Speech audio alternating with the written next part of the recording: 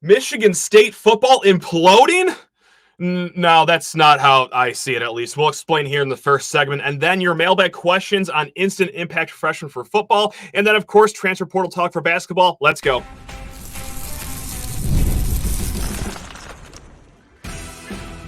You are Locked On Spartans, your daily podcast on the Michigan State Spartans, part of the Locked On Podcast Network, your team every day.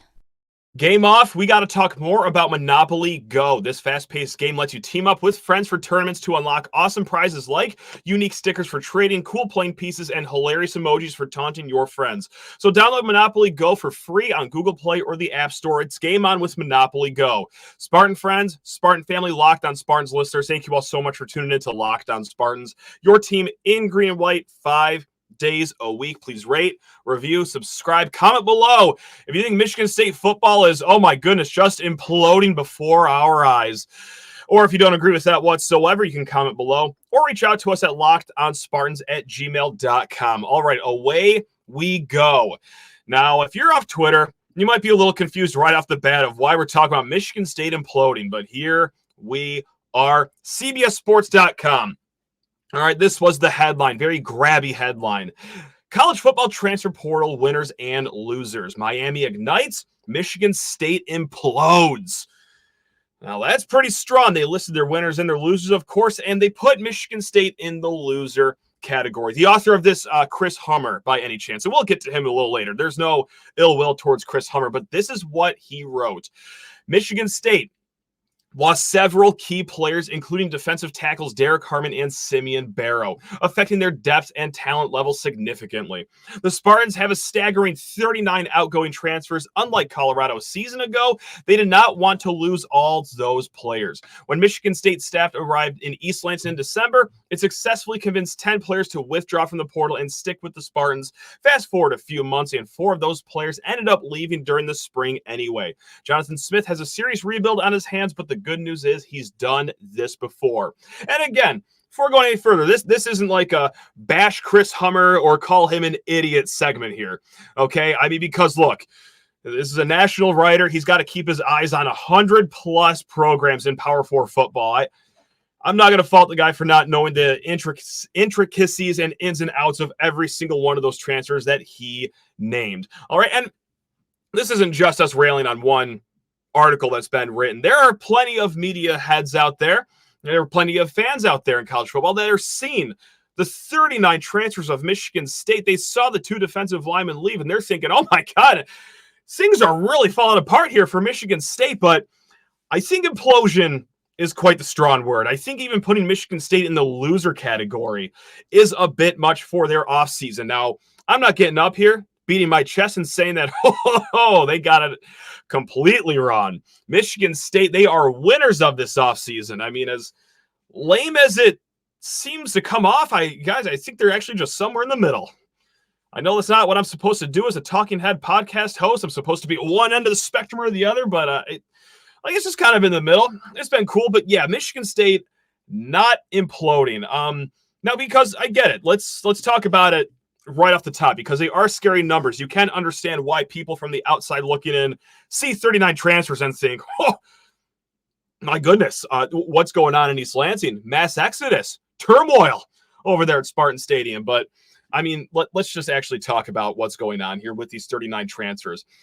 Really, it's actually 38, too. I should mention that. 24/7 Sports, they have not taken Antonio Gates out of the portal, even though he said that after his 5 minutes in the portal, he's coming back. So it's 38. Regardless, semantics. We're not going to split hairs over that. But speaking of that number 39 transfers, guys, do you know who else in the country has 39 transfers? Just go ahead and fetch a guess out there. Alabama Crimson Tide, who is also undergoing a regime change, going from Nick Saban to Kalen DeBoer, of course. Now, also Washington on the West Coast, they are undergoing a regime change too. Now, they're not up to 38 or 39 transfers, but they're 29 transfers, okay? Like, this happens when coaching staffs step in, have a rebuild on their hands. There is mass roster turnover. This isn't a Michigan State specific thing with 30+ guys in the transfer portal. Now, we do have to acknowledge, hey, yes, 4 starters did leave this portal cycle. This is why we're not calling this like a victory of an offseason here. And this is what Chris Hummer alluded to. Gino Vandermark, projected starting offensive lineman, he's out. Jaden Mangum, projected starting safety, he's out. Simeon Barron, Derek Harmon. It's been long talked about that, yeah, those guys, the 2 projected defensive tackle starters, they're out too.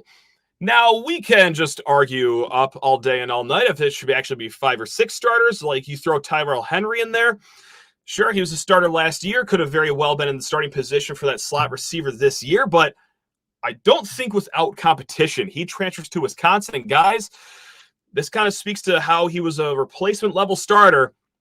He's buried at the Badgers depth chart, guys. Like, I don't think he is in the starting 3 rotation over in Madison. Zion Young could be another one. Started 9 games for Michigan State last year. He transfers to Missouri. Would have had competition here against Avery Dunn. Jalen Thompson very well could have been the starter, but you go to Mizzou right now, he's not even projected to be a starter at Missouri. So we could call it 5 starters if you just want to split the difference on those 2. But here's the thing, guys. What about the other 30-some transfers? Guys, we're going to go through them all just super quick, and you tell me if you think that this is just a dire loss for Michigan State in the transfer portal and that this screams implosion and that, hey, Michigan State lost some starters here or got even some backups, because Kari Crump, I don't think he's in the 2 deep. Jaron Mangum, maybe that's your 4th running back. Ethan Boyd wasn't here in the spring. As Lon said that he has lost that starting battle to Ashton Lepo. Regardless, strong player. That's a depth piece that you do miss. Let's not get it twisted, okay? We're not going to do this. Oh, they weren't even good for every single player on here. Malcolm Jones, safety, don't even know if he's on the 2 deep. Yusuf Obeid.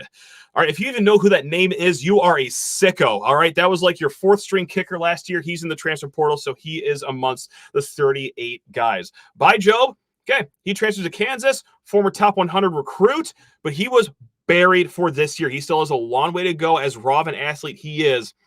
I don't even know if he was going to be one of the first 4 defensive ends off the bench this season. Jack Nickel, buried on the tight end depth chart. Jalen Berger.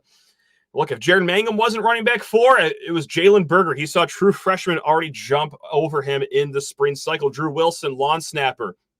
Andrew DePape, another guy, defensive end, very highly touted recruit, still behind fellow true sophomore Jalen Thompson in the depth chart. So there you have it with Davian Prim.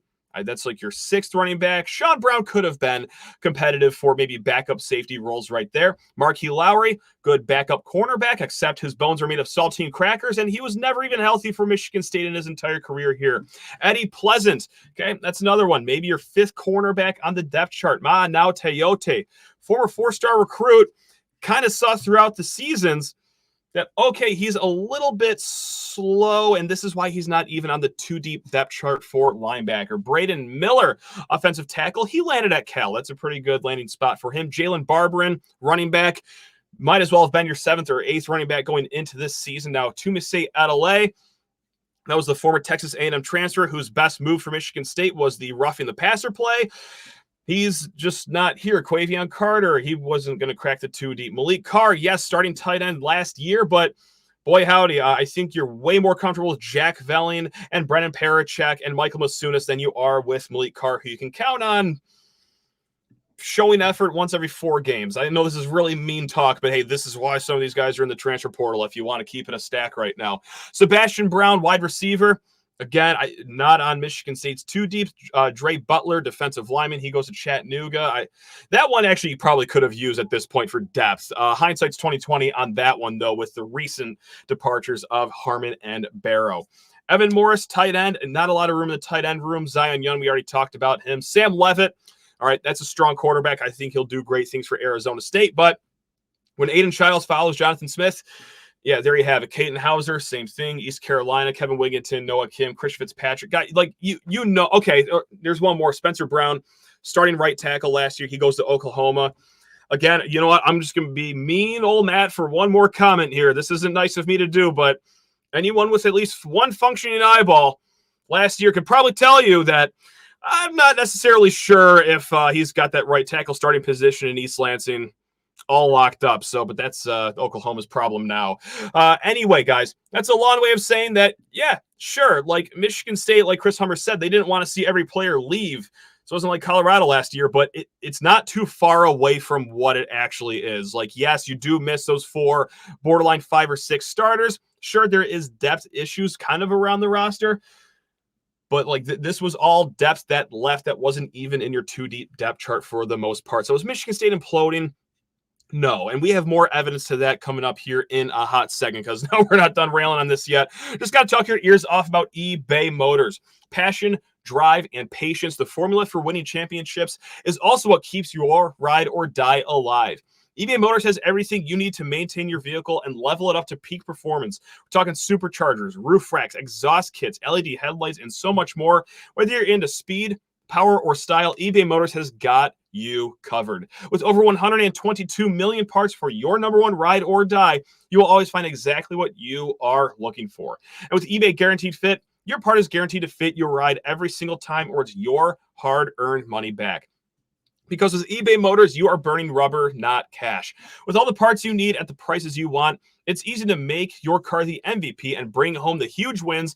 So keep your ride or die alive at ebaymotors.com. Eligible items only. Exclusions apply. eBay Guaranteed Fit only available to U.S. customers.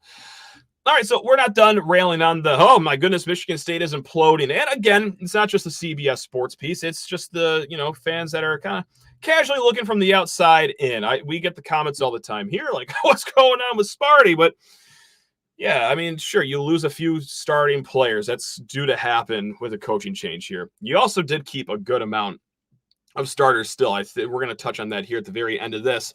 But Michigan State also this offseason added some key players. And I feel like the real negative MSU fans maybe don't focus on that much. And then certainly the negative people from the outside looking in, they don't want to focus on this portion either.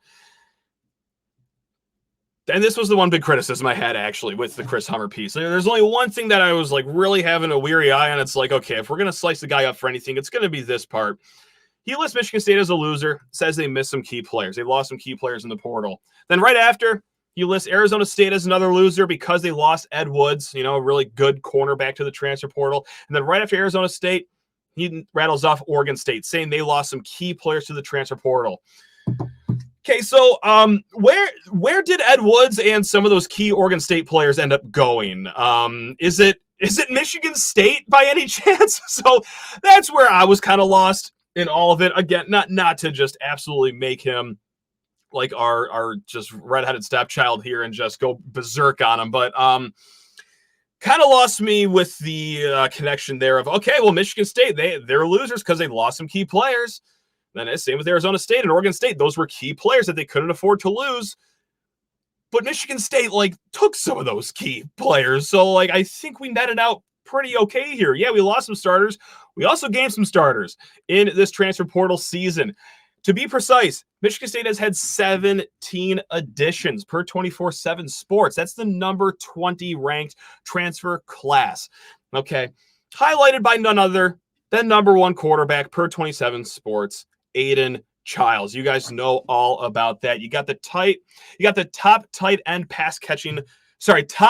touchdown tight end pass catcher last year. There we go. That's some word salad for you. Jack Valling out of the transfer portal. You got K'Ron Lynch Adams, running back who rushed for 1,000 yards last year from UMass, to be your, we'll call it a backup running back right now, although him and Nate Carter will probably be pretty close to evenly split on the carries. Nevertheless, you had two good offensive line additions too.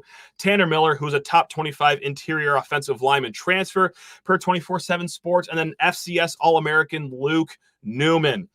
You did pretty okay there on the offensive end, and then the defensive end too. One of the top coverage linebackers in the Sun Belt in Wayne Matthews out of Old Dominion. Just like we said, Arizona State's top cornerback, Ed Woods, one of the best coverage cornerbacks in the Pac-12. Daquan Dowse, one of the best defensive tackles out of the ACC. You did pretty good with that one. And I'm also high on Quindarius Dunnigan, the defensive lineman from Middle Tennessee State. So, look, I'm not calling, Quindarius Dunnigan the second coming of Warren Sapp by any means, but, I think he's going to be a plus player for this. You also have to mention and keep your mind on who Michigan State was able to keep in the portal. Guys like, Jordan Hall, He swam in the transfer portal in the winter. You kept that strong young linebacker in your program through the spring too. Don't tell me that Malik Spencer and Dylan Tatum weren't getting their phones blown up too. Like, you tell me that every single kid that was worth tampering with wasn't tampered with this offseason. Like, so overall, yes, Michigan State, a lot of kids left. I don't know how many of those would eventually have become a starter here or even work their way into a backup role. Sure, 4, 5, maybe even 6 if you want to get real loose with it, were starters that you lost from last season, but you also brought in a great handful of starters. It was fine. I'm not saying Michigan State won defiantly and that a parade should be on Grand River, but certainly might be a little bit of a stretch to say Michigan State lost this portal season, one of just 3 teams, and that MSU is imploding in Jonathan Smith's first year at MSU. So yeah, that just stoked some flames early on the timeline on Twitter on Tuesday. And yeah, I thought, you know what? That's not the only time I've heard or read something of that ilk. We're just going to throw in our 2 cents here and kind of let everyone realize that like things are just okay. Like, it was an okay offseason, I thought. I know, again, I know I'm supposed to say it was the greatest thing in the world, or that, yes, oh my God, they should just go ahead and shut down their football program. But truly, like, sometimes in life, things can just be okay. And that's what we got right here. We're going to dive into the mailbag here. Again, guys, lockedonspartans@gmail.com. If you ever want to reach out with any questions, comments, segment ideas out there, or Sheehan_sports on Twitter. This comes from I Speak in Green and White. What transfers or recruits, like incoming freshmen, will make the biggest impact as a starter? Who will come off the bench and who will be most likely redshirted? So when it comes to talking about transfers, anyone that was picked up in the winter cycle, you can just go ahead and mark down as making an immediate impact. Now let's go through the guys that they've picked up in the spring transfer portal window. Guys like Ed Woods, cornerback. I would assume that he is going to be a starter. My assumption for the starting corners are going to be Chance Rucker, Ed Woods, Chuck Brantley, first guy off the bench. K'Ron Lynch-Adams, running back, again, just like we talked about, basically a starter. Maybe, I think if the season started right now, perhaps Nate Carter is the guy that trots out in the field first. But I can see it by the end of the game. I mean, Nate Carter having, 18 carries, and then K'Ron Lynch-Adams having 16 carries. It'll definitely be a by committee ordeal for the running back room. Now, right behind them is where we're going to start getting into like just some depth pieces because, hey, 38 kids leave the program. Yes, they may have not have been 2 deep players. They might have not have ever worked their way up there, but you still need bodies and scholarship athletes on here, and that's what you got with guys like Ruquan Buckley, defensive tackle, Tyler Gillison, defensive end, both of them committed yesterday, and then Anthony Jones, that is another defensive end out of Indiana. So, like, those are guys, young projects, guys with 2 or 3 years left of eligibility that you could just coach up here, not just for this year, but also in the future, because Mel Tucker did not fancy himself defensive tackle recruiting. He did fine with defensive ends. Like, let's not completely bury the guy. But yeah, you need guys like Ruquan Buckley, and that's where the Brandon Lane situation kind of hurts that he's not going to come here. But nevertheless, that's Jonathan Smith's problem to deal with here in the future. And also, too, Andrew Dennis, who you could just mark him down as a commit for the 2024 class, in my opinion, but technically he is a transfer out of Illinois. Just practiced 15 times there as a freshman, but he comes here. I mean, it's very hard for a true freshman, even as highly ranked as Andrew Dennis is, to come here and make an immediate impact. So I think that'll be a backup project role for him too. Now, as far as recruits, true freshmen that you can see making an immediate impact, which again, guys, is pretty hard in Power 4 football. But Nick Marsh showed us all at the spring showcase that, yeah, there's going to be little to no doubt that he will have an impact on this year's team. Now, whether that's going to be a starting role day one, I doubt it, but I can see him catching 4 or 5 balls a game. I don't think that's too high of an expectation for him. Brandon Tullis, now that's fascinating. That's a running back out of Texas. He's kind of built just like Nate Carter. K'Ron Lynch-Adams, he's a little bigger, but yeah, I mean, those are 3 running backs that are all built the same. So it's not like a lightning and thunder situation. That's a thunder, and even more thunder situation. So Jonathan Smith and company certainly have a type at running back. You could just go back and watch Damian Martinez highlights over at Oregon State. He was built pretty much the same too. And then for the defensive side of the ball, maybe Justin Denson at safety, just because depth is very thin there. And if, let's say, Dylan Tatum or Malik Spencer go down, or Marion Smith, he goes down, and all of a sudden, yeah, true freshman Justin Denson, get out there, young man. Jalen Thompson at cornerback, same issues there. There is still some depth issues at corner. And then maybe Brady Pretzloff at linebacker. I mean, I don't think there's much of a depth issue at the linebacker position, but, I mean, he seems to be physically built for it already. I believe he's 6'2" or 6'3", 230 pounds. So it's certainly not like make sure his body is certainly in condition to play. It just might be a little hard for him just because of who's ahead of him with Cal Halliday, Jordan Turner, Wayne Matthews, Jordan Hall, of course. I know I'm probably missing another one, but we'll see there. Everyone else, I think, would be a good red shirt candidate. So, folks, we're going to be back here in a hot second, but first, you need to talk your ears off about Monopoly Go. That is right. It's the hit twist on the classic board game you know and love. We just got to pause, talk a little bit more about it, and I know what you're saying. Well, flag on the play, Matt. You've already talked about that for way too long the last few weeks. But, guys, there's just so much good stuff in this game. In Monopoly Go, you can team up with friends for time tournaments where you work together to build up each other's boards. The more you win together, the more awesome prizes you unlock. And there's so much to get, like unique stickers that you could trade with your friends to complete albums for big prizes, cool new playing pieces to travel the board with, and hilarious emojis for taunting friends when you smash their buildings or heist their vaults. Plus, Monopoly Go feels new and exciting every day with constantly changing tournaments and challenges. A ton include their own mini games like digging for treasure or a robot pachinko machine. And there's always new timed events to help you win big, like massive multipliers for everything you win or rent frenzies. There's always something fun to discover in Monopoly Go, so get off the bench and go download it for free right now in Google Play or the App Store. It's game on with Monopoly Go. And we also need to hear a word from our sponsor over at Yahoo Finance, one of the greatest, if not the greatest finance app out there. And let's get straight to the point.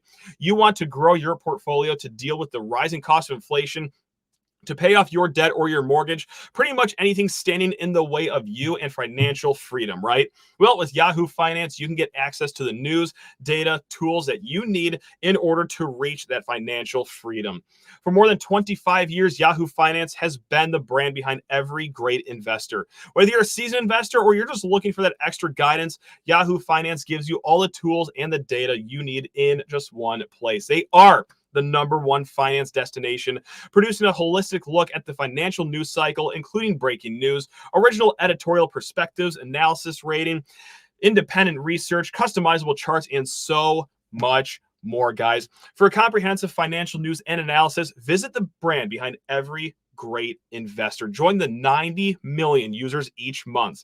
Truly the best community out there. The number one financial destination. It's yahoofinance.com. That is yahoofinance.com. Next up in the mailbag, we are going to head on over to the basketball court. Brandon in the portal. He writes in, it doesn't seem like Tom is going to get another player from the portal. Do you have as much trust in Kohler and Cooper as he does? And we are going to be far from this being the last time we talk about this. I mean, this is the talk of the offseason for basketball. You guys already know this, but point blank, my answer is no, which kind of pains me to say because Carson Cooper, great kid. He's been on this show. And look, I don't think either kid is a total dud on the basketball court. Like Carson Cooper has shown that he can be a plus defender at that end. Jackson Kohler, we'll talk more about him, but in the end, like you can see offensive glimpses of greatness from him, right? And both guys above average rebounders for who they are. But man, like Michigan State was an adequate center last year from winning at minimum 4 games, upwards of probably 6 or 7. We could go back and hold each other's hands and go through box score by box score, game tape by game tape. But yeah, like that was truly the glaring hole on last year's team. So for them to be very quiet in the center recruiting is stunning, if not right, or if not just outright ridiculous. I will say this. I do think Michigan State has attempted to make contact with center and maybe even had a little bit of contact. It just never materialized into on-campus visits. Okay, so for those that are saying they haven't even tried, that's not entirely true. My gripe is that why are we looking for Mr. Perfect out there? Because that's just one thing I keep hearing on the we don't have to add a center crowd, is that there's not the perfect center out there. We don't need the perfect center. Like, I think everyone out there knows it. Again, I didn't say that we needed a McDonald's All-American last year to win 4 more games, or that, we needed a all Big Ten third-team member. Like, just someone that could adequately catch a ball, someone that has at least one post move and can finish at the rim, or someone that's just like 6'11" or taller and then can do at least 2 of those things I just named. That would just bode so well for this program. But here we are. No, we're just not doing that apparently this offseason. Now look, between Kohler and Cooper, the 2 of them had 8 games combined where either one of them scored more than 5 points. Jackson Kohler, he did that twice last year. Of course, his season was shortened with that injury, so smaller sample size for him. And then Carson Cooper, he had 6 games where he scored 6+ points. And I'll tell you what I'm already annoyed about, and maybe I've already said this, and I'll keep saying it until the season tips off. I'm already annoyed for that first game where one of these guys goes for like 8 points, 6 rebounds, and everyone just loses their mind. Like, oh, what a great game. What? How about that, naysayers? Oh, see, we don't need a center after all. Like, we're going to treat the most average and adequate scoring line of 8.6 rebounds as if it's the reincarnation of Adrian Payne or Xavier Tillman out there. Like, I'm just already so sick of that dialogue. Anyway, guys, let's keep it more upbeat here. And by that, I mean, let's not keep it upbeat at all. Jackson Kohler last year, 52% at the rim. And that, again, low sample size last year. I think that's on like 25 attempts or something like that. Shot 38% from 2s, like all other 2s that weren't around the rim. It's just the finishing needs to work last year. And he had 3 3-point attempts. And like, I think that's something they wanted to get more into Michigan State's game. Jackson Kohler 3-point attempts. But here's what really hurt. I mean, literally and figuratively, Jackson Kohler, is that all those games he missed were against the lower level competition, right? Like, we're talking your Alcorn States, for example. I don't want to say Indiana State because they were actually good, and same with Oakland, but you get my point. All those lower level schools, the low major programs, you don't get to work on your game in real time on a basketball court because he gets in there, Big Ten play thrown right into the fire. Yeah, it's hard to just start hucking up threes or working on new things to your game in the middle of a season where really, hey, this isn't games where you're up by 30 points and you can just, mess around and start working on that. It's real time here. Now, Carson Cooper, 65% around the rim, which was fine. He had 4 missed dunks last year, and as crazy it is to say, like, you don't go 100% on dunks throughout the season, but still, like, 4 is a high number of dunks to miss. We got to be more assertive around the rim, and I just hope he's chained inside of a weight room this offseason. But yeah, like, you just add a center that could, again, catch the ball, show a post move. I mean, put up a consistent 8 points a game. Like, just do it more times than not. Someone that can stand strong on defense, because this was it for Jackson Kohler too. Like, yeah, sure, you could blame the injury for his offensive finishing and productivity, his development. Sure, fine. I'll be very open-minded to that. But it's not like this injury kept him from growing another 2 or 3 inches. And Michigan State is just vertically challenged in the paint now. Sure, Xavier Booker, he's 6'10", but he's what? I know he gained muscle last year, but he's still is at the smaller end when he's going up against the bigger centers of the Big Ten. So I just can't believe that it's come to this, if this truly is the end of the portal cycle for Tom Izzo and Michigan State, because it was just glaring where the hole was last year. And sure, I guess you could say, oh, well, we'll just play Xavier Booker at the 5 more. We'll go more small ball, but probably should have done that last year, and not just with Booker, but also Malik Hall too. And you didn't see it as much as we really had to. So I'll believe when I see it that Booker's going to log most of the minutes at the 5. But oh boy, I think you could have gone a long way with just an adequate traditional 5 that could catch a ball, grab a rebound, play a little bit of defense, not just doing 1 or 2 of those things. Anyway, are we all having fun here? Now, this is a mailbag question I'm just straight up asking myself, and I know that's very bizarre, but earlier today on Twitter, Odell Brentham Jr., great friend of the show, great friend in real life, he tweeted out that Spartan Stadium is due for some renovations, and that got some chatter going amongst a lot of the people out there. I have 3 renovations that I would like to see with Spartan Stadium, okay? And one thing I would not actually touch, which is going to shock a lot of you people, and you're going to think I'm kidding, but I'm going to be very dead serious about this. So the one thing I would do with Spartan Stadium is that the two scoreboards in the north end, if you guys can envision this with me, there's a gap between that. I don't know how long this construction project would last. I have no idea how much it would cost, but money's no object these days, right? Build a platform beer garden between the two of them. Okay, or just like a viewing deck for everyone out there. Standing room only. You can just have like some, I don't know, food trucks if you want to get nuts up there, or concession items, just somewhere where people can mix and mingle, because that's important for some people in this day and age of sports fandom, is to just go to a game, maybe not even really catch a single snap of action, but if you just did want to, just mosey on over to the balcony, peek your head over. Number two, I would lower the walls around the student section. 2012, or was it 2000? No, it was 2011. Getting my years mixed up. When Rocket happened, the Hail Mary to Keith Nickel. We're in the student section. I'm saying this is awesome. The best night of my life. Let's go storm the field. You get down to the first row, and you will shatter your ankles to smithereens if you jump down that wall. Field storming, court storming, I am very pro on both of them. That is what makes a college experience great, especially for the student section. So let's just lower those walls from 12 feet or whatever they are to, you know what? No walls. Just let the students run onto the field just all willy-nilly. And number three, I would put bricks around the interior walls. I think that would be a sharp touch. Now, what I would not fix whatsoever, which is something that I always see and hear about when it comes to changing up Spartan Stadium, is that, oh, guys, you got to change up the bathrooms.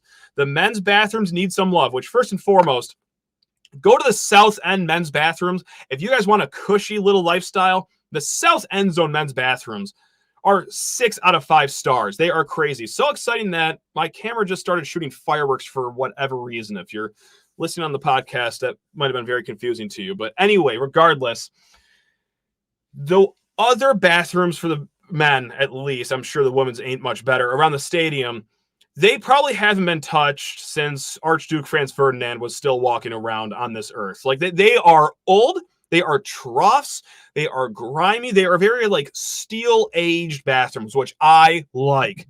Do not touch them. Things in stadiums are already getting cushy enough, right? You don't need every single thing to be this 5-star resort. It's kind of like the urban legend with how Russia and the architecture of their buildings, they didn't want them to be too fancy, too artsy, okay, because they wanted to keep morale low. They don't want people over there getting a little too excited.